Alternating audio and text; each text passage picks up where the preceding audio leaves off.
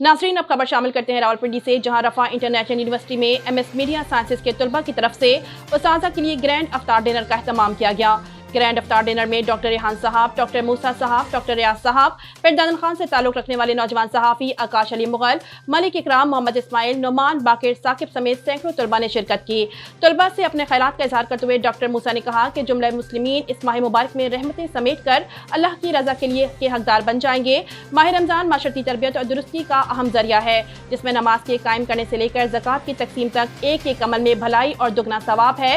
Doctor Rehan और doctor रियाज ने उम्मत मुस्लिमा पर जोर दिया कि वो इस माह सयाम के दौरान दुनिया भर को इस्लाम के पैगाम से रोशनास कराने के लिए मैदान अमल में आएँ और हर कोने तक इस्लाम के मुस्बत तासुर को पहुँचाएँ। उस्ताज़ा के अलावा तलबा ने भी अफ्तार डिनर पार्टी में मौजूद शिरकत से सैर हासिल गुफ्तगू की। मीडिया स्कॉलर उज़्मा अनम ने गुफ्तगू करते हुए कहा कि इंसान को चाहिए कि वो अपने साथी इंसानों के साथ मोहब्बत और हमदर्दी का रवैया रवा रखे, क्योंकि यही इसकी ज़िंदगी का असल मकसद है।